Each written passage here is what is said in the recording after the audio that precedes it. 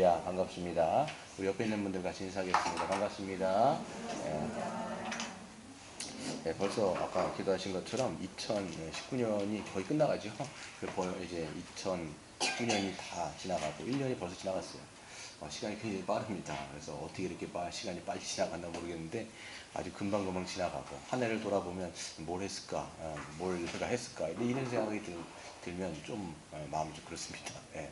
남은 2019년들 잘 보내시고 또 유종의미를 거두셨으면 좋겠습니다. 우리 출애굽기 4장은 오늘 공부하겠습니다. 출애굽기 3장에서 4장인데요. 하나님이 이제 애굽의 압제 아래 부르짖는 이스라엘의 민족의 고통을 들으시죠.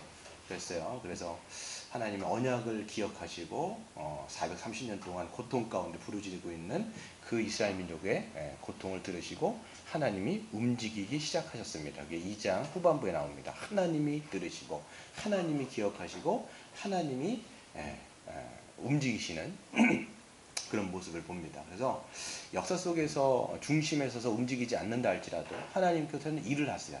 그런데 이제 출애굽기 3장부터는 실질적으로 개입을 하신 다음에 움직이는 모습들을 보게 됩니다. 그래서 하나님이 이스라엘의 지도자가 될 모세를 물에서 건져내셨고요.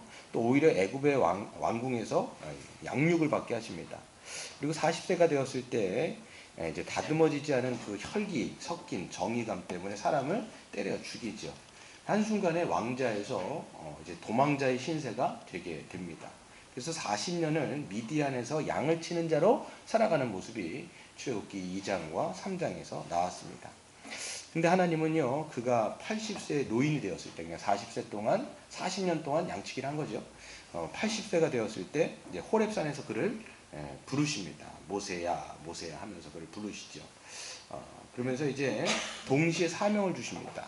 어떤 사명이냐? 바로 이스라엘 민족과 바로에게 가서 하나님의 구원의 소식을 전하라는 것이었어요. 너는 가서 이제 내가 이 너희의 민족을 건져낼 것이니까 바로에게 가갖고 사흘길쯤 떨어져 우리가 하나님을 예배할 수 있도록 우리를 보내달라 이렇게 얘기를 하라는 거예요. 당연히 모세의 반응이 뭐였습니까? 지금 자기는 그냥 양치기에 불과한 거죠.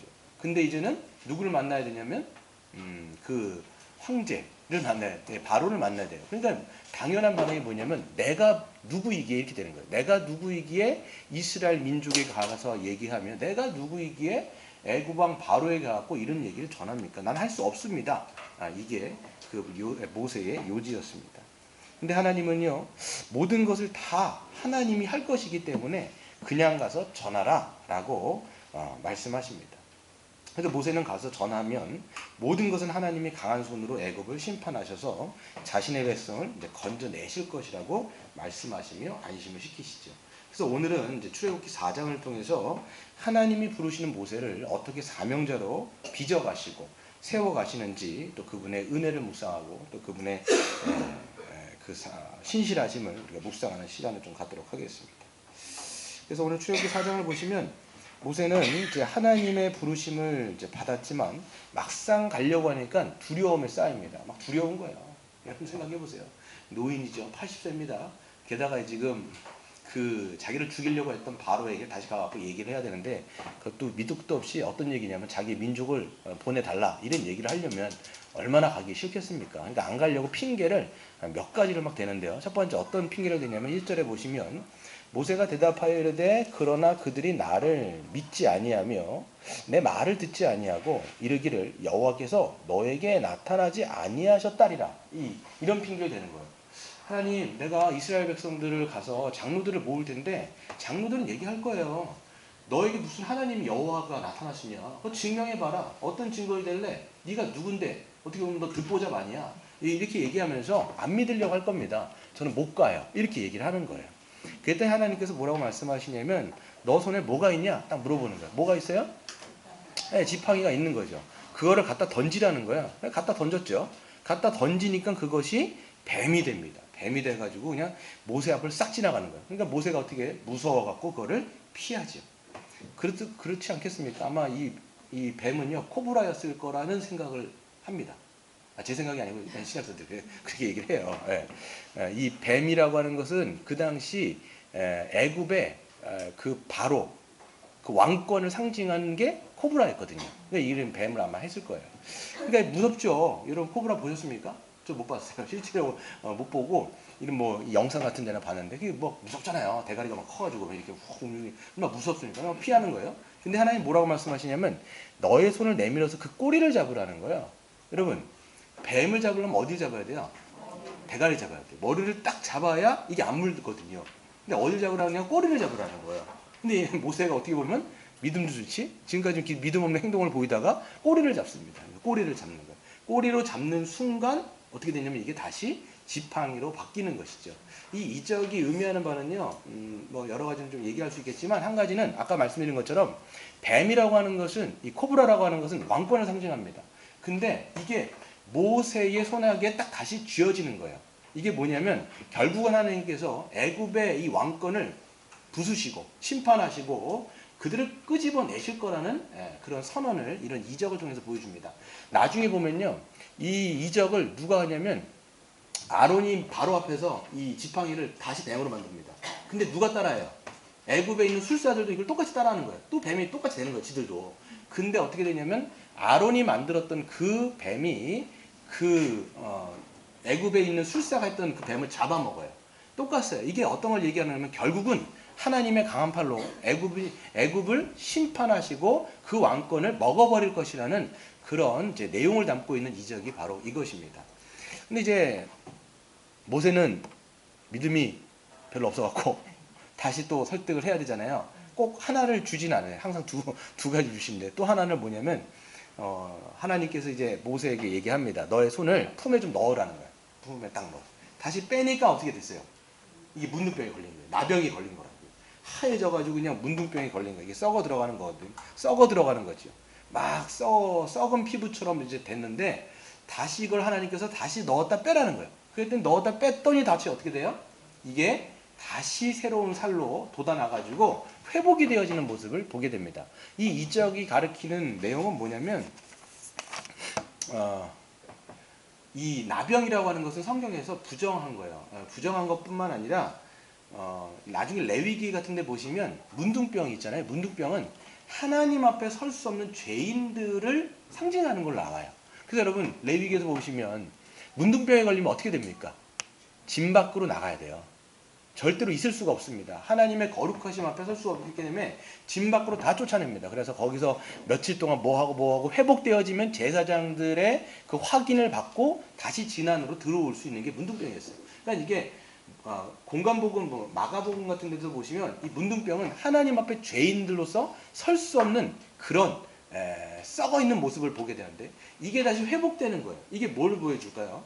바로 애굽 안에서 있었던 그 이스라엘 민족들을 하나님이 건져내시고 결국은 그들을 하나님의 거룩한 백성으로 내가 너희들을 회복하고 다시 회복할 것이다 라고 하는 그런 내용이 이 표적 가운데 담겨 있다라고 우리는 볼 수가 있는 것이죠. 그래서 이렇게 얘기합니다. 이런 두 가지의 표적을 주시면서 믿으라고 얘기하는 거예요. 내가 함께 할 것이니까 넌 걱정 말고 이스라엘 장로들을 모으고 그들에게 얘기를 하고 바로에게 가고 얘기를 해. 내가 너와 함께 있을 거야. 라고 이런 이적을 봤어요. 그럼 여러분 갈 것 같아요? 안 갈 것 같으세요? 여러분 갈 거예요? 안 갈 거예요? 그래도 못 가요. 그러니까 이제 모세도 못 가요. 지금 보면 이 정도로 해줬는데 모세는 또다시 얘기하는 거예요. 10절에 보세요. 모세가 여호와께 이르되 오 주여 나는 본래 말을 잘하지 못하는 자니이다. 주께서 주의 종에게 명령하신 후에도 역시 그러하니 나는 입이 뻣뻣하고 입이 뻣뻣한 건 뭔지 모르겠어요. 입이 뻣뻣하고 혀가 둔한 자입니다. 이게 슬로우 텅이라고 이제 영어 성경 번역되는데 말이 느리다는 얘기인데 말 못한다는 얘기예요. 자기는 말을 못한다는 거예요. 그 가고 전해야 되는데 너 이렇게 할 거 아닙니까? 말 못하면 이스라엘 장로들은 어떻게 알아듣고 바로는 나 같은 이렇게 입이 뻣뻣한 사람이 말하면 그거 어떻게 듣고 설득돼가지고 그 우리를 보내겠습니까? 절대 나는 말을 못하니까 보내지 마세요. 이렇게 얘기를 하는 거예요. 여러분 신학자들이요 얘기를 하는데 모세는 말을 못하는 사람이 아니에요. 실질적으로. 그 사도행전 7장 22절에 보면 뭐라고 되냐면 모세가 애굽 사람의 모든 지혜를 배워서 그의 말과 하는 일들이 능했다라는 거예요. 이 사람이 이제 물론 40년 광야 생활 동안 이제 양똥만 치다 보니까 뭐 말이 뻣뻣해졌을 수도 있긴 한게 뭐 약간 까먹을 수는 있겠지만 원래 이 사람이 말이 언변이 수사하기 출중했던 사람이에요. 그리고 나중에 실질적으로 보면요. 형을 세우잖아요. 형이 얘기한 적이 거의 없습니다. 아론이 얘기하는 것보다는 모세가 바로 앞에서 얘기를 되게 많이 해요. 거의 그냥 그 모세가 얘기합니다. 그리고 나중에 여러분 출애굽기 32장에 가보면 어떤 얘기가 나오냐면 이스라엘 백성들이 금송아지 만들지요. 그리고 모세가 하나님 앞에 중보기도 한단 말이에요. 중보기도를 하는 딱 보면요. 문구가 딱 맞아요. 굉장히 논리적으로 하나님을 설득하면서 이야기를 하는데 이거는 정말 학식이 있고 굉장히 조리 있게 말하는 사람이 아니면 그렇게 말을 할 수가 없어요. 그러니까 이 모세는 말을 못하는 사람이 절대 아니었다는 거예요. 물론 40년 동안 양궁댕이 쳐갖고 이거 좀 까먹을 수도 있지만 절대 말을 못하는 사람은 아니다. 그럼에도 불구하고 지금 뭐 하고 있는 거예요? 핑계 대는 거예요. 보내지 말라라는 거예요. 나 진짜 가기 싫다라는 거예요. 지금 두렵다라는 거예요. 겁난다라는 거예요. 가면 분명히 바로가 원래부터 자기를 죽이려고 잡았는데 가면 눈에 보이면 어떻게 할 것 같냐라는 거예요. 자기 죽을 거라는 거예요. 못 간다고 얘기하는 거죠. 그러니까 얘기하죠. 하나님이 이때 딱 열을 내셨어야 되는데 그래도 참으세요. 보니까 11절에 보시면 여호와께서 그에게 이르시되 누가 사람의 입을 지었냐? 누가 말 못하는 자나 못 듣는 자나 눈 밝은 자나 맹인이 되게 하느냐? 나 여호와가 아니냐? 내가 네 입을 만들고 네 눈을 만들고 내가 다 할 건데 너는 그냥 가라. 12절 이제 가라. 내가 너의 입과 함께 있어서 할 말을 내가 그냥 쏙 넣어줄게. 그냥 말 못하면 내가 그냥 말을 다 해갖고 네 입속에다가 그냥 말할 거를 싹 집어넣어갖고 말을 할 수 있도록 얘기할 거니까 넌 그냥 가. 여러분 가실 것 같아요? 안 가실 것 같아요? 여러분 같으면 가야죠. 가야죠. 이 정도면 가야 되는 거예요. 이 정도면. 근데 모세는 어떻게 되냐면 이제 13절에 이 정도면 그냥 가야 되는데 13절에 보시면 모세가 이르되 오 주여 보낼 만한 자를 보내주소서. 성경에 보시면 이렇게 막 감탄사가 나오자 별로 없는데 지금 감탄사가 막 나오는 거예요. 오 주여, 전 못 가겠습니다.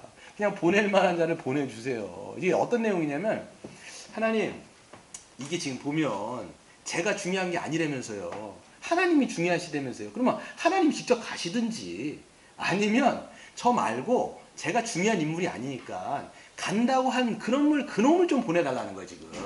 아니 갈 사람도 꽤 많을 텐데 원할 사람 많을 텐데 꼭 왜 굳이 나여야 됩니까? 난 진짜 가기 싫어 죽겠는데 왜 안 가려는 저를 그렇게 보내려고 하세요? 이렇게 얘기하는 거예요. 이럴 때 하나님이 어떻게 하세요? 뚜껑이 열려요. 뚜껑이 한번 열려가지고 보시면 하나님도 많이 참으신 거지. 지금 막 기적 보여주고 막 했는데 설득하는데 안 되니까 하나님이 뭐라고 얘기냐면 여호와께서 모세를 향하여 노를 바라며 이르시되 이렇게 하는 거예요. 확 그냥 진짜 여러분 같았으면 여러분이 하나님은 어떻게 했을까요? 모세 죽었을걸요. 아마 여러분 성격 같았으면 그냥 다 죽이고도 남았을 거예요. 아마 이렇게 했는데도 안 가? 그러면서 근데 하나님이 화를 확 내시죠. 그러면서 뭐라고 그래도 그냥 하나님이 설득하세요. 레위 사람 네 형 아론 있지 않냐? 그가 말을 잘하는 것을 너도 알지 않냐? 그가 지금 너를 만나러 온다. 네가 그를 만나면 기쁨이 있을 것이다 라고 얘기하시면서 15절 너는 그에게 말을 하고 그의 입에 할 말을 내가 줄 것인데 내가 너의 입과 그의 입과 함께 있어서 너희들이 행할 일을 가르칠 것이라 얘기하죠. 그가 너를 대신하여 백성들에게 말할 것이니 그는 너의 입을 대신할 것이고 너는 그에게 하나님처럼 될 것이다. 너는 이 지팡이를 손에 잡고 이것으로 이적을 행하라 라고 얘기하시면서 또 보내시는 거예요. 내가 다 준비하고 내가 다 할 거니까 너는 그냥 좀 가기나 해라. 좀 가라 좀. 가는. 여기서 보면요. 좀 모세의 모습이 여러분 어떠세요? 여러분 좀 모세 그러면 당차고 막 이런 것처럼 막 보이잖아요. 근데 모세의 부르심과 사명을 보면요. 그런 사람이 아니에요, 지금. 겁쟁이에요. 네. 굉장히 실망스럽습니다. 하나님의 사명자로는 너무 부적합해 보여요. 믿음도 없고 용기도 없고 자기 연민에 빠져가지고 두려워 떠는 겁쟁이에요. 그게 요즘 모세의 실상이라는 거예요. 여러분 우리는 좀 질문이 생깁니다. 어떤 질문이 생기냐면 하나님은 왜 이런 믿음도 없고 용기도 없고 담력도 없는 그런 겁쟁이를 사명자로 세우실까? 이런 생각을 하는 거예요. 그렇죠? 좀 믿음이 충만하고 담대한 자를 좀 부르셔서 사명을 맡기시면 얼마나 좋을까? 좀 그렇잖아요. 하나님도 좀 신뢰할 만한 사람 좀 다 믿음도 있고 제가 가겠습니다 하나님. 저를 좀 보내주십시오. 제가 여기 있습니다. 이런 사람 좀 보내면 되잖아요. 근데 왜 이런 사람이냐? 아니면 모세가 지금 80세 노인 됐잖아요. 지금 그 40년 양치다가 막 이렇게 됐는데 그냥 80세의 그 겁쟁이 노인 모세가 아니라 좀 40세에 혈기왕성하고 좀 자신감이 막 이런 그 40세의 모세를 좀 부르셨다면 좀 일하기가 수월하시지 않으셨을까요? 어때요? 여러분이 하나님이면 40세의 모세를 좀 부르면 좋잖아요. 바로바로 즉각적으로 반응할 텐데 굳이 왜 또 80세의 그 노인을 부르냐 이거예요. 지금. 근데 여러분 보시면요, 하나님의 때는요 그때가 아니라 지금이에요. 만약 하나님이 미디안에서 도망자의 신세로 양을 치고 있는 모세를 바로 부르셨다면 어떠했을까요? 하나님의 사명을 제대로 감당할 수 없었을 것입니다. 자신감도 넘칩니다. 혈기도 넘칩니다. 게다가 복수심까지 불에 타오르고 있어요. 왜? 예국 사람들이 자기를 죽이려고 하거든요. 그런데 하나님이 그때 모세를 딱 불렀어요. 모세야, 가갖고 조져라. 딱 그러면 어떻게 될까? 그러면 얼마나 지금 복수심도 타니까 알겠습니다, 하나님. 하나님께서 저에게 능력 주시고 힘 주시고 권능 주시면 가갖고 그냥 완전히 무너뜨리고 제가 그 일들을 해내겠습니다. 라고 분명히 했을 거예요. 그러면 이거는요, 하나님의 일을 하는 게 아니라 모세 자신의 야망을 성취하는 그런 일이 됐을 것입니다. 모세는요, 자신감도 넘치고 혈기도 넘치고 복수심에 들끓었어요. 게다가 능력도 지혜도 출중했기 때문에 분명 자신감을 믿고 즉각적으로 바로에게 달려들어서 자기의 일을 했을 거라는 거예요.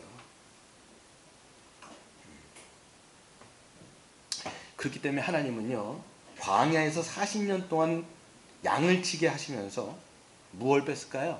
거품을 빼는 거예요. 네. 그 안에 있는 혈기를 빼신다고요. 그가 갖고 있는 자신을 믿는 자신감을 뺀다고요. 자꾸만.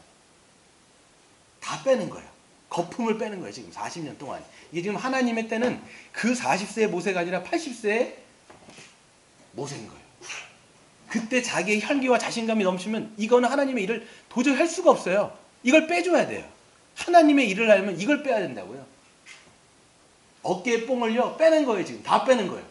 그가 자기에게 믿을 만한 거는 아무것도 발견할 수 없을 정도까지 모든 자존감을 밑바닥까지 완전히 낮추셔가지고 자기를 믿고 의지하는 그런 자신감으로 하는 게 아니라 오직 하나님을 의존하며 하나님이 하시게 하는 그런 모세를 지금 부르신 거예요. 그럼 잘 생각해 보세요. 어떤 두의 연필이 있습니다. 두 연필이 있어요. 두 연필이 있어요. 근데 하나의 연필은요, 자가 너무 세. 연필이 자가 있는 건 좀 그렇지만 한 연필은 자가 너무 세. 그래서 자기 고집이 너무 센 거예요. 연필이. 그리고 한 연필은 고지고대로 주인님 쓰실 대로 쓰세요. 이런 연필이에요. 여러분이 주인 같았으면 어떤 연필을 쓰기가 쉬울까요? 예, 후자예요. 후자. 고집 센 건요, 자기가 하려고 뭐 이렇게 지금 주인이 뭔가를 그려야 되잖아요. 나는 지금 뭐 자기 이제 그림을 그리는 거예요. 집을 하나 딱 그리고 싶은데 지금 이 연필 이놈이 고집이 세갖고 자가 세가지고 막 지 뜻대로 막 가려는 거 막. 난 이렇게 가고 싶은데 막 이렇게 가려는 거 이거 어떻게 해야 돼? 연필을 꺾어야지요. 그래 그 연필을 꺾어야 되는 거예요. 에이 너는 안 써 내가 이씨 던져버려요. 후자는 어떻게 해야 되면 이제는 주인님 저를 쓰세요. 이렇게 하면 어떻게 돼요? 그럼 주인이 쓰고 싶은 대로 아마 자기가 그림을 그리는 거예요. 하나님은 마찬가지예요. 하나님의 그림이 있단 말이에요. 하나님의 플랜이 있단 말이에요. 그 하나님의 그림을 그리고 싶은 대로 이게 가면 되는데 우리의 뜻대로 자꾸만 내 고집을 자꾸 피우면 하나님은 그 그림을 그릴 수가 없는 거예요. 그럼 하나님은 지금 40세의 혈기왕성한 모세가 아니라 자존감이 완전 밑바닥까지 내려가는 그 모세를 부르셔갖고 하나님이 쓰시려고 하시는 거예요. 지금 사사기를 보시면 똑같은 인물이 하나 또 등장합니다. 하나가 아니죠. 한 명이 등장하는데 그 인물이 바로 기드온이라는 사람이에요. 기드온이 이제 사사 중에 한 명이잖아요. 그 당시 어떻게 됐냐면 하도 이스라엘 백성들이 말을 안 들어가지고 미디안의 손에 그냥 넘겨버립니다. 하나님이. 그래서 미디안 손에서 그냥 이스라엘 백성들이 막 중내 산에 부르짖고 똑같아요. 지금 이 상황하고 똑같아요. 그러니까 하나님은 누구를 부르시냐면 기드온을 부르시는데 기드온이 뭘 하고 있냐면 미디안 사람들이 너무 드세가지고 곡식을 해놓으면요 다 지들이 갖고 가는 거예요. 막 다 가지고 가는 거예요. 그래서 농사를 지어도 뭐 이게 수확을 못하는 거예요. 그래서 기드온이 어디다 거기 읽어보시면 사사기 6장에 읽어보시면 밀을 까는데 밀 타작에다가 까야 되잖아요. 그게 아니라 포도주 틀에다가 까고 있는 거예요. 이걸 포도주 트리는 뭐냐면 이게 뭐 하고 있다는 거야. 숨어가지고 몰래 숨어가지고 들킬까봐. 또 이게 들키면 걔네들이 막 가져가니까 들킬까봐 밑에 숨어가지고 포도주 틀에다가 그걸 막 하나하나 까고 있는 거야. 하나하나 까고 있는 거야. 어떤 사람이에요? 겁쟁인 거예요. 두려운 사람, 두려워 떠는 거죠. 근데 하나님이 사사 기도를 부르는지 뭐라고 말씀하시냐면 큰 용사예요. 큰 용사요. 내가 너와 함께 하겠다 이렇게 말씀하세요. 큰 용사의 여호와께서 너와 함께 계시도다. 이 장면이 어떤 것 같아요? 역설적이죠. 얘는 지금 막 두려워 떨고 있는데 하나님은 너는 큰 용사다. 왜 하나님이 이스라엘을 큰 용사라고 얘기할까? 겁쟁인데 지금. 크신 하나님이 함께 하시니까 큰 거예요. 우리도 마찬가지입니다. 우린 지극히 작은 사람이에요. 볼품 없어요. 우리 능력도 없고 믿음도 없고 막 하여튼 부실해요. 그러니까 기도는 뭐라고 얘기했냐면 하나님 왜 저한테 그런 걸 시키세요? 제가 지금 미디안에 가고 어떻게 이렇게 그 사람하고 전쟁을 합니까? 나같이 작은 자가. 뭐라고 얘기냐면 우리 집은 문화세 중에서도 가장 작고요. 우리는 너무나 작은 아주 볼품없는 그런 집안입니다. 저도 그런 사람이고요. 근데 왜 저를 큰 자라고 말씀하시면서 그런 엄청난 일을 맡기십니까? 이렇게 얘기하는 거예요. 이게 뭐냐면 자기에게 붙들 게 없거든요. 하나님은 그런 자를 붙들어가고 쓰신다고요. 왜? 자기를 붙드는 게 아니라 오직 여호와를 붙들게 하시게끔 하기 위한 거죠. 이렇게 여러분 하나님은요 부족해 보이는 사람을 부르셔갖고 그 사명을 맡겨주시는데요. 아무것도 의지할 것 없는 자를 그래서 부르시는 것입니다.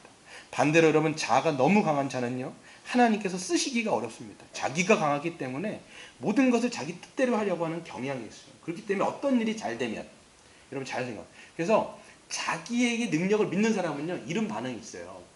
어떤 일이 잘 돼요? 그럼 누구 때문에 잘 된 거예요? 나 때문에 잘 된 거예요. 봐라. 내가 한 거 아니야. 이거 봐. 야, 잘했지? 자기가 교만해지는 거예요. 그리고 만약 못 되면 어떻게 돼요? 누구 때문에 못 된 거야? 남 때문에. 그렇죠. 남 때문에 못했거나 또 내가 실력이 없어서 못했다고 생각을 하는 거예요. 그러니까 낙심을 해버린 거야 또. 그러니까 잘 되면 교만하고 안 되면 낙심해버려요. 이게 왜 그러냐? 자기에게서 능력이 있다. 나에게 뭔가를 잠깐 붙잡는 사람은 이런 결과가 있는 거예요. 근데 하나님만 붙잡는 사람은요. 잘 돼도 하나님의 은혜고요. 못 돼도 그냥 하나님의 일인 거예요. 그냥. 하나님이 하시게끔 하시는 거예요. 그래서 여러분 하나님은 부족한 자를 쓰신다라는 것을 아시고 한 가지 보면요. 어떤 사람이 이제 양 어깨에다가 지게를 지고 갑니다. 이제 어떤 이제 주인이 양 어깨에 지게를 지고 가는데 여기에도 항아리가 달려있고 여기에도 항아리가 달려있는 거예요. 근데 오른쪽 항아리는 멀쩡해요. 근데 왼쪽 항아리는 금이 갔어요. 그러니까 이게 물을 이제 떠가지고 이제 퍼가지고 오면요. 오른쪽은 멀쩡하잖아요. 왼쪽은 물이 대부분 샌 거예요, 얘가. 그러니까 딱 집에 오면 물이 얼마큼 남아있냐면 반이 안 남아있는 거예요. 그러니까 이제 뭐 주인도 근데 깨졌지만 데리고 다니는 거죠. 그러니까 하루는 이제 깨진 항아리가 물어보는 거예요. 주인님. 깨진 항아리인데 왜 저를 쓰세요? 그냥 새 걸로 바꾸시면 되지 왜 저를 쓰세요? 이렇게 물어봐요. 근데 주인이 뭐라고 얘기냐면 얘야 저기 한번 우리가 지나온 길을 한번 봐봐라. 얘기를 하니까 딱 지나온 길을 보면 오른쪽에는 얘가 이제 멀쩡하잖아요. 근데 오른쪽에는 물 한 방울이 떨어지지 않으니까 그냥 여기가 풀 한 폭이 나지 않은 그냥 건조한 길이라는 거예요. 근데 네가 왔던 길을 한번 보라는 거예요. 네가 깨져가지고 물을 흘리잖아요. 그러니까 여기에는 무성한 풀이 자라나고 생명의 역사가 있다라는 거예요. 이게 여러분 우리에게도 여러분 적용해 보면요. 우리는 연약하죠. 연약하지만 하나님께서 우리를 부르시는 거예요. 그래서 이 연약함 가운데 하나님이 일을 하시면서 우리를 통해서 쓰신다는 걸 여러분 믿으시기를 바랍니다. 저는 못해요. 저는 안 돼요. 저는 못해요. 아무것도 아니에요. 맞아요. 여러분 아무것도 아니에요. 우리는 아무것도 아닌데 하나님이 그냥 그런 자를 쓰시기로 작정하셨고 우리를 통해서 일하신다는 거예요. 이걸 믿으시는 여러분 되시기를 바랍니다. 두 번째로요. 하나님께서 설득당한 모세는요. 하나님께 설득당한 모세는 장인한테 가요. 왜냐면 미디안 생활을 이제 정리해야 되니까. 그래서 이도로에게 가고 18절에 보시면 장인에게 가가지고 장인한테 얘기하죠. 애굽에 있는 내 형제에게 돌아가서 그들이 아직 살아있는지를 알아보려고 하니까 나로 가게 해주십시오. 그랬더니 장인이 뭐라고 얘기해요? 잘 가라. 얘기하는 거 잘 가라. 이게. 그 이제 그러면서 또 이제 하나님은요. 이 모세를 안심시켜 주시는데 미디안에서 모세에게 이르시되 19절에 보시면 애굽으로 돌아가라. 너의 목숨을 노리던 자가 다 죽었다. 이렇게 얘기하면서 안심을 시켜 주시는 거예요. 왜냐면 지금까지 막 자기를 찾던 사람이 있었으니까. 그래서 40년 동안 지금 숨어 있었던 거잖아요. 다 죽었다. 안심시키고 너는 가라. 라고 말씀하시는 거죠. 그러면서 이제 중요한 구절이 20절인데요. 모세가 그의 아내와 아들들을 나귀에 태우고 애굽으로 돌아가는데 모세가 하나님의 지팡이를 손에 잡았더라. 얘기하는 거죠. 여기 장면이 참 멋있어요. 보면요. 지금 모세가 쥐고 있는 게 뭐예요? 지팡이. 누구의 지팡이에요? 예, 하나님의 지팡이. 근데 이건요, 원래 하나님의 지팡이가 아니에요. 어떤 지팡이냐면 모세가 원래 짚고 다녔던 지팡이입니다. 원래부터 양치면서 짚고 다녔던 지팡이에요. 근데 이거를 왜 갑자기 하나님의 지팡이라고 바꿔 부르고 있을까요? 저자가.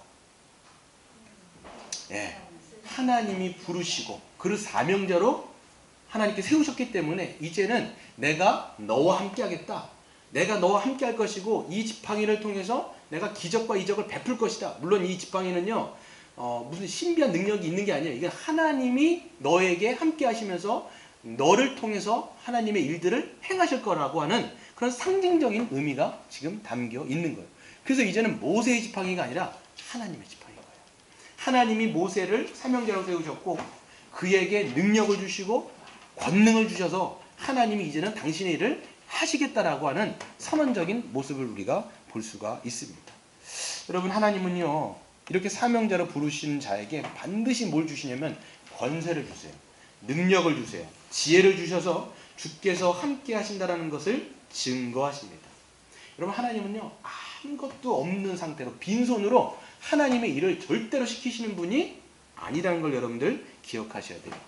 예수님이 이제 제자들을 보내실 때 그 전도하러 막 파송하시잖아요. 그때 보시면요, 예수님이 그냥 제자들을 보내시는 게 아니에요. 마가복음 3장에 보시면 뭐라고 되어 있냐면 이에 12를 세우셨으니 이는 자기와 함께 있게 하시고 또 보내사 전도도 하며 귀신을 내쫓는 권능도 가지게 하려 하심이라. 그러니까 그냥 보내시는 게 아니라 귀신을 쫓는 권세, 하나님의 권세를 주셔서 보내셨다는 거예요. 누가복음에도 보면 똑같이 나옵니다. 70인이 돌아와가지고 막 기뻐하면서 예수님한테 얘기하자. 주님, 우리가 가고 귀신을 쫓았는데 귀신들도 우리한테 항복하더이다. 이렇게 얘기하니까 예수님 뭐라고 말씀하세요? 내가 너에게 귀신 쫓는 권능도 내가 주어서 보냈다는 거예요. 누구의 능력이라는 거예요? 하나님의 능력이라는 거예요. 그들의 능력이 아니라 하나님이 주신 능력, 하나님이 주신 권세라는 거예요. 우리도 마찬가지입니다. 우리도 마찬가지. 십자가에서 부활하시고 십자가에서 죽으시고 부활하시고 만왕의 왕으로 승천하신 그 예수 그리스도는요, 예수를 참되게 믿고 따르는 자에게 뭘 부어주십니까? 은사를 주시는 거예요. 이걸 우리가 이제 교회론 파트에서 했습니다. 그러니까 하나님은요, 우리를 부르시면서 아무런 능력이 없는 자로 부르신 게 아니라 다 뭐예요? 하나님의 성령의 능력인 은사를 우리에게 부어주셔서 하나님의 일들을 감당할 수 있도록 하신다는 것을 반드시 기억하세요. 그러니까 여러분, 모든 성도에게는 은사가 있다 없다? 있다. 은사는 하나님의 능력이요 하나님의 권능입니다. 그렇기 때문에 은사를 사용하면 사용할수록 하나님의 그 능력이 발현되어지는 장소고요. 우리가 은사를 쓰면 쓸수록 하나님의 통치가 실현되는 데에 우리가 쓰임받는 거예요. 하나님이 지금 그 은사를 통해서 역사하시고 일하신다는 것이죠. 은사의 종류 한번 말해볼까요, 우리? 은사의 종류. 시험 보지 얼마 안 됐죠? 네.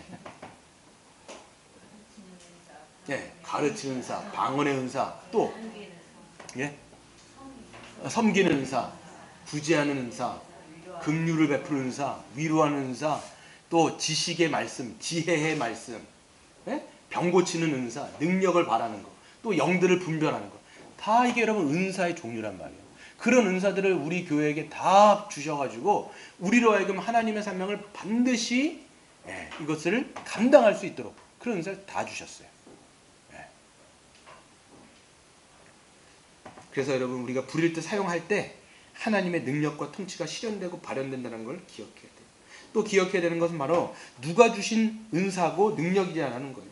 바로 하나님이 이 교회를 섬기기 위해서 주신 것입니다. 그렇기 때문에 우리는 이걸 어떻게 사용해야 될까요?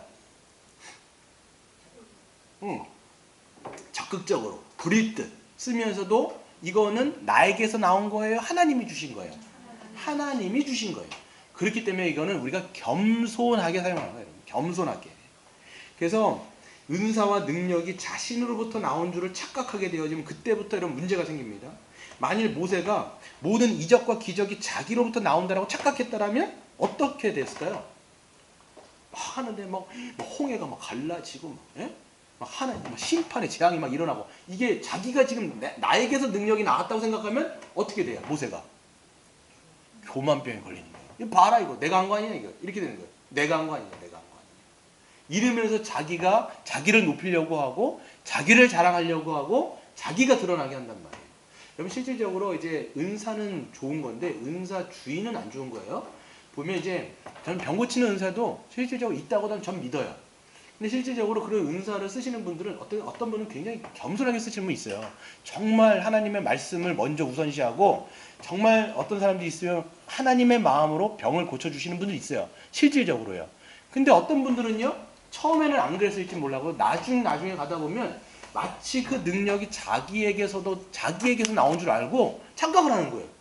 그러다 보니까 사람들이 어떻게 돼요? 그런 사람들이 있으면 떠받치죠. 와, 야, 이런 분 대단합니다, 목사님 하면서 막 점점 그분을 막 높이려고 하고, 사람들도 그럼 떠받치려고 하고, 그럼 자기가 어떻게 되는 거예요? 마치 자기가 하나님이 돼버리는 거예요. 그러니까 말은 그렇게 하지 않지만 하는 행동은 자기가 하나님인 거예요. 자기가 뭔가 실질적으로 능력 있는 것처럼 얘기를 한단 말이에요. 실질적으로 여러분, 미국에서 베니인이라고 하는 사람이 안녕하세요 성령님 읽어보셨어요? 한국에도 열풍이 한번 분 적이 있어요. 안녕하세요 성령님, 고맙습니다 성령님. 성령님 시리즈 쓰는 분이 있는데 마치 자기가 하나님과 늘 직통하는 것 줄 알고, 그리고 실질적으로도 은사, 신유의 은사가 있었던 것 같아요. 근데 이걸 하면서 사람들이 엄청 많아진 거예요. 사람들이 많아진 거예요. 그런데 이게 점점 어떻게 되냐면 왜곡이 되기 시작하는 거예요. 돈이 많이 들어오니까 결국은 어떻게 되냐면 횡령죄로 감옥 갔어요. 이게 나중에 처음 하고는 왜곡이 되는 거예요. 이게 왜 그러냐면 마치 능력이 나에게서 나오는 줄 아는 거예요. 이게. 그러다 보면 이제 사람들은 자꾸만 교만병에 걸리는 거죠. 점점 어깨가 높아지고. 여러분, 우리는요 그렇기 때문에 모든 은사를 사용해야 돼요. 여러분, 은사는요 열등하고 우월한 게 있어요, 없어요? 없어요. 절대 없습니다. 똑같아요. 다 똑같은 거예요. 하나님이 가장 좋은 것으로 나에게 주신 것을 믿고 그냥 부릴 듯 겸손하게 쓰면 되는 거예요. 잘 돼도 하나님께서 주신 은혜 때문인 것이고, 안 돼도 여러분 그런 거예요. 그래서 여러분 사도행전 14장에 보시면 이런 이야기가 나옵니다. 어떤 이야기가 나오냐면, 사도 바울이 1차 전도 여행으로 루스드라 지역이라고 하는 곳을 가는데, 그 지역에 가보니까 나면서부터 안진뱅이가 있는 거예요. 태어나면서부터 한 번도 일어나 본 적이 없어요. 근데 지나가면서 딱 보니까 이 사람에게 믿음이 있는 것 같아요. 그래서 뭐라고 얘기냐면, 너의 발로 일어나 걸어라, 사도 바울이 딱 얘기합니다. 그랬더니 이 사람이 한 번도 걸어본 적이 없는데 일어난 거예요. 일어나고 걷기 시작하는 거예요. 그러니까 거기 루스드라에 있던 그 원주민들이 막 일어나가지고 어떻게 되냐면 막 하나님이 인간의 형상으로 오셨다라고 얘기하면서 사도 바울을 막 축혀 세웁니다. 사도 바울하고 그 다음 누구예요? 옆에 있는 바나바를 막 축혀 세워요. 와, 신이 오셨다, 신이 오셨다 이러면서 사도 바울은 헤르메스라고 얘기하고, 이 바나바는 제우스 신이 오셨다 이렇게 하면서 막 놀라는 거예요. 그랬을 때 사도 바울이 어떻게 합니까? 그래, 나를 신으로 모셔라 이렇게 얘기해요? 아니죠. 어떻게 해요? 거기서 보면 자기의 가슴을 찢고 여기 옷을 찢고, 그러면서 그 사람들이 뭐라고 얘기하면, 우리도 당신들처럼 성정이 똑같은 인간입니다. 이렇게 헛된 짓을 하지 마십시오. 우리가 여기에 온 것은 당신들이 하고 있는 그런 그 우상 섬김을 버리게 하고 오직 그리스도를 당신들에게 전하게 하기 위함입니다. 이렇게 얘기를 해요. 여러분, 이게 우리가 사명을 감당하면서 해야 되는 거예요. 우리가 전해야 되는 것은 우리 스스로를 높이면 안 돼요. 뭔가 잘 될 때가 있어요. 왜냐하면 은사를 쓰면요, 이게 열매가 있거든요. 생명의 열매가 있어요. 근데 이럴 때 자기가 드러나는 게 아니라 누가 드러나야 돼요? 지금 사도 바울은 그리스도를 증거하는 거예요. 그러니까 우리가 은사를 쓰면 쓸수록 누가 드러나야 되냐면 그리스도. 모든 섬김을 할 때라고는 그리스도가 드러나는 거예요. 그런 여러분 되시기를 바랍니다. 마지막 세 번째는요,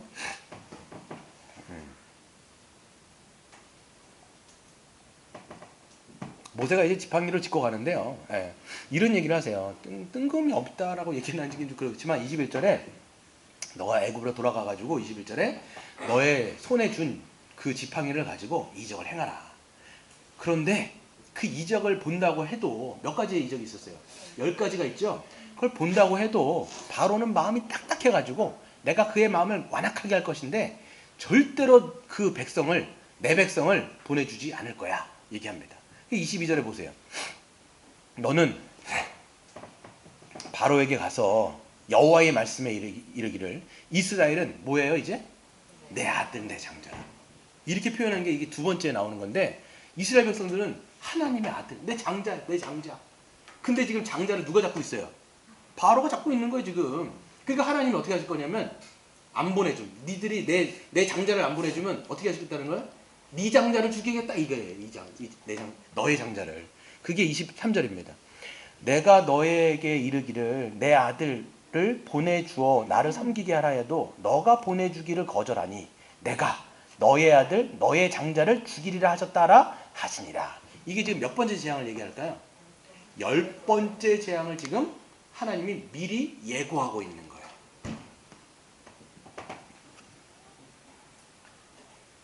그들이 이제 나의 장자 이스라엘을 안 놓아주니까 나는 그 애굽의 장자들을 내가 싹 다 죽여버리겠다. 10번째 재앙을 얘기하는 거죠.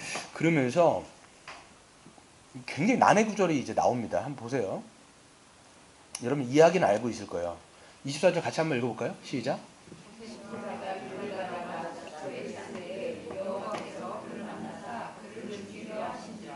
예. 지금 보면요. 모세한테 나 애굽에 있는 장자를 나 다 죽여버릴 거야. 근데 갑자기 그렇게 보냈던 누구를 죽이려고 하는 거예요? 모세를 죽이려고 하는 거예요 지금. 이해가 안 가죠? 하나님 가라고 할 땐 또 언제고 또 지금 모세의 지금 여기서 보면 그를 만나서 그를 죽이려는 게 그는 모세라고 얘기하는 사람들도 있고 모세의 아들인 게르솜이라고 얘기하는 게르솜은 누구예요? 모세의 장자예요 지금. 모세의 장자를 지금 막 죽이려고 하는 거예요 하나님이. 예. 그랬더니 지금 십보라 아내 이제 모세의 사모님이죠. 사모님이 지금 어떻게 하시냐면 돌칼을 가져다가 그의 아들 게르솜에 포피를 베는 거예요. 포경수술을 했다는 거예요. 포피를 베어가지고 그의 발에 갖다 대며 그의 발은 누구예요? 모세의 발에다가 갖다 댄 거예요. 그러면서 뭐라고 얘기하냐면 당신은 참으로 나에게 피난편입니다. 딱 이렇게 얘기하는 거예요. 할례를 했다라는 거예요 지금 할례를. 그랬더니 26절 같이 읽어보겠습니다. 시작. 여호와께서 그를 놓아주시니라. 그때 십보라가 피난편이라 하면 할례 때문이다. 그렇게 포피를 이렇게 해가지고 그 포피를 피 묻은 포피잖아요. 그거를 모세 발에 딱 갖다 댔더니 그 애를 살려줬다라는 거예요. 놓아줬다라는 거예요. 할례 때문에. 난해합니다. 이거 난해합니다. 예전부터 이거 읽으시면서 여러분 어떤 생각하셨어요? 왜 그러셨을까 하나님? 갑자기 왜 저러셔? 무슨 변덕이 죽을 듯한 거 보낼 때도 안 되고 막 갑자기 와서 죽이려고 하시는 거 뭐 왜 그런 걸까 지금? 왜 갑자기 모세를 죽이려고 하고 또 그랬더니 십보라가 그 할례를 통해서 그 피 묻은 그 살점을 발에다 댔더니 또 하나님께서 그것을 멈추셔. 왜 그랬을까요? 생각해 보신 적 있어요? 왜 그랬을까요? 의문투성이에요. 의문투성이에요. 근데 이제 여러 가지 제가 주석들을 종합해 본 결과 제가 한번 해석을 한번 해볼게요. 문맥적으로 매끄러운 해석은요, 보면요, 하나님은 10번째 재앙을 선고하셨어요. 맞죠? 아까 10번째 그 장자의 죽음을 선고하셨어요. 그리고 모세로 하여금 그것을 먼저 경험하게 하셨다고 해석하는 게 좋을 겁니다. 네. 하나님은요, 이후에 애굽 전체의 그 10번째 심판, 즉 모든 집, 애굽을 포함한 이스라엘의 모든 집의 장자를 죽일 것이라고 선언하셨어요. 그리고 이스라엘 백성들도 예외는 아니었습니다. 하지만 하나님은 그 심판에서 생명을 건질 수 있는 길을 알려주세요. 그게 뭐였어요? 어린 양의 그 피를 발라서 문인방과 문설주에 바르면 하나님께서 애굽 전체를 치실 때에 그 피를 보고 넘어갈 것이다 라고 해서 패스오버라는 거죠. 그래서 하나님의 심판이 그 집을 넘어가서 생명을 얻게 된다라는 사실을 우리는 알고 있습니다. 근데 하나님은 이 심판과 구원을, 즉 10번째 재앙에서의 그 심판과 구원을 모세가 먼저 경험하게 하신 거예요. 잘 들으셔야 돼요. 왜 그렇게 볼 수 있는가? 근거를 좀 찾아보면요, 모세는요, 이스라엘이 경험해야 될 것을 먼저 경험한 것들이 굉장히 많아요. 네. 이해가 되세요? 이스라엘이 경험하게 될 걸 누가 먼저 경험했다고요? 모세가 먼저 경험을 많이 해요. 한번 첫 번째 들어볼게요. 첫 번째는 모세가 어디서 건짐을 받아요? 물에서 건짐을 받아요. 그래서 이름이 뭐예요? 모세가 되는 거예요. 근데 이스라엘 백성들이 어디서 건짐을 받아요? 홍해에서 건짐을 받아서 구원을 받게 된단 말이에요. 이게 모세가 이미 구원받은 거예요. 모세가 보여준 예시라는 거예요. 두 번째, 모세는 어디서 부르심을 받습니까? 불붙은 떨기나무에서 하나님의 임재를 경험하면서 거기서 하나님의 부르심을 받는단 말이에요. 그게 나중에 이스라엘은 어떻게 경험하냐면 시내산에서, 거기 나중에 읽어보시면 시내산에서 하나님의 불 가운데 임재하세요. 불붙은 떨기나무, 지금 시내산에 불이 붙어가고 하나님의 임재가 있어요. 거기서 이스라엘 백성들이 부름을 받는 장면. 여기서도 뭐가 우리가 알 수 있냐면 모세가 먼저 이스라엘이 경험해야 될 것들을 경험하고 있는 거예요. 마지막 세 번째는 뭐냐면 바로 이거예요. 이스라엘 백성들이 나중에 뭘 경험하게 됩니까? 10번째 재앙 가운데서 6월절 어린 양의 피를 발라갖고 그 심판 가운데 구원을 받는단 말이에요. 모세도 마찬가지예요. 지금 죽음 심판 가운데 뭐예요? 심판 가운데 할례를 통해서 하나님의 구원을 먼저 경험하게 되는 거예요. 이게 똑같이 넘어갑니다. 더 하나의 그 근거를 들 수 있는 게 뭐냐면 할례를 했을 때 그 포피를 모세의 발에다 어떻게 댔고요? 댔다라는 단어와 그 6월절 어린 양 12장 7절에 보시면요, 어린 양의 그 피를 문설주에다가 바르다라는 단어가 똑같아요. 네. 지금 이 대다라는 단어와 바르다라는 단어가 똑같다는 것을 우리는 알 수가 있는 것이죠. 그것을 통해서 결론적으로 하나님은 모세로 할례를 통해서 구원의 생명을 얻게 하신 것처럼 이스라엘을 6월절 어린 양의 피를 통해서 구원의 생명을 얻게 하시는 것이죠. 할례는 뭘 상징하느냐? 예수님의 십자가의 저주를 상징합니다. 6월절의 어린 양의 피도 뭘 상징합니까? 예수님의 죽음을 상징하는 거예요. 그렇기 때문에 하나님은 모세로 십자가의 죽음을 통과하여 구원과 생명을 경험케 하심으로써 사명자로 세우신다는 것을 우리가 알 수가 있습니다. 여기서 우리는 좀 적용을 한번 해보고 마치도록 하겠습니다. 여러분, 지금 모세는 뭘 경험한 거예요? 하나님의 심판과 구원을 경험한 거예요. 십자가를 어떻게 보면 모세도 여기서 십자가를 통과했다고 보면 돼요. 우리도 마찬가지입니다. 우리가 사명을 감당하기 위해서는 어떻게 되느냐? 예수 그리스도의 십자가를 통해서 죽음과 생명을 경험한 자여야 돼요. 예수 그리스도와 함께 십자가의 그 죽음에 넘겨지고, 그렇죠? 그 죽음을 믿음으로 우리가 구원의 생명을 얻은 자만이 하나님의 사명자로 세워질 수 있음을 우리는 볼 수가 있는 것이죠. 이해하시는지 잘 모르겠네요. 나중에 이건 소그룹 때 한번 점검을 하도록 하겠습니다. 예. 그러니까 이런 보세요. 그러니까 사명을 감당하기에 앞서서 하나님은 지금 모세를 어디를 통과하게 하신 거예요? 십자가를 통과하게 하신 거예요. 이렇게 보셔도 돼요. 우리도 마찬가지입니다. 사명을 감당하기 전에 뭘 통과하게 하시느냐? 십자가를 통과하게 하신다고요. 십자가를 참으로 통과함으로 말미암아 구원을 받은 것이 얼마나 감사하고 그 생명이 얼마나 놀라운 것인지를 아는 자가 하나님의 사명을 감당할 수가 있어요. 왜 그런지 아십니까? 하나님의 사명은요, 생명 구원의 사명이에요. 하나님이 하시는 일들을 보세요. 구원, 영생, 다 생명하고 관련된 거예요. 여러분, 생명하고 관련되는 그 사역을 하려면 여러분 안에 뭐가 있어야 돼요? 생명이 있어야 돼요. 생명이 없는데 어떻게 우리가 생명 사역에 감당하냐고요. 그러니까 여러분 자신에게 물어봐야 돼요. 나는 정말 십자가를 통과해서 하나님의 생명을 가진 자냐? 예수의 생명을 가진 자냐? 예수로 말미암아 영생을 난 정말 알고 누리는 자냐? 이걸 여러분에게 물어보셔야 돼요. 그래야 하나님의 생명 사역을 할 수가 있는 거예요. 아니, 자기는 생명이 없는데, 예수의 생명을 전혀 알지 못하는데 어떻게 우리가 그 생명 사역 가운데 뛰어들 수 있냐는 거예요. 절대 이건 못하는 거예요. 죽은 자는 생명을 논할 수가 없습니다. 그러니까 하나님은 지금 이 모세에게 그 생명을 알게 하셔서 가게 하시는 거예요. 또한 하나님이 우리에게 십자가를 통해서 생명을 얻게 하신 것은요, 생명을 얻게 하신 것은 왜 생명을 얻게 하셨을까요? 그리스도로 말미암아 우리에게 그 영생을 누리게 하신 목적과 이유는 뭘까요? 우리를 구원하신 목적과 이유는 뭘까요? 왜 생명을 주셨을까요? 생명을 나눠주라고. 생명을 나눠주라고. 생명을 다른 지체들에게 주라는 거예요, 여러분. 이게 중요한 거예요. 모세가 하는 사역을 다 보세요. 생명을 살리는 사역이죠. 자기의 동포들을 위해서 어떻게 보면 자기의 생명을 나눠주는 사역이에요, 이 보면. 피가 말려요. 나중에 모세가 보면 하나님 왜 또 접니까? 이렇게 하면서 피가 말려요. 보면. 그러니까 여러분 하나님의 사역은요 다 생명사역이기 때문에 생명을 여러분에게 풍성하게 누리게 하시는 이유는 뭐냐? 여러분이 다른 사람에게 생명을 주라는 거예요. 그러니까 하나님 예수님 말씀하신 게 뭐냐면 뭐라고 말씀했어요? 여러분 잘 알고 있는 거 요한복음 12장 24절 뭐예요? 내가 진실로 너희에게 이르노니 한 알의 밀이 땅에 떨어져 죽지 아니하면 열매를 맺을 수가 한 알 그대로 있고 죽으면 많은 열매를 맺는다. 그 뭐예요? 생명은요 떨어져서 죽어야 또 다른 열매를 맺힌다라는 거예요. 생명은요 반드시 떨어져 죽어야 돼요. 그러지 않으면 또 다른 생명은 낳을 수가 없는 것입니다. 사도 바울도 똑같은 얘기예요. 우리에게는 사망이 역사하고 너희들에게는 생명이 역사할 것을 기도를 합니다. 아예.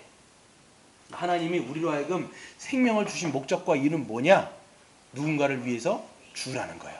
죽는다는 건 여러분 숨 끊으라는 얘기가 아니에요. 어떻게 하는 게 죽는 거예요?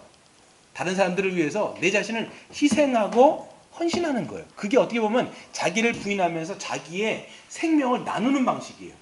이럴 때도 여러분 한 가지 더 물어봐야 돼요. 여러분 그럼 어디까지 섬겨야 됩니까? 어디까지 죽어야 됩니까? 어디까지 내가 헌신해야 되고 희생해야 됩니까? 내가 어느 정도로 내 물질을 나눠야 됩니까? 어디가 기준입니까? 궁금해 안 궁금해요? 어디까지 섬겨야 되는지. 여러분 어디까지 섬겨야 될까요?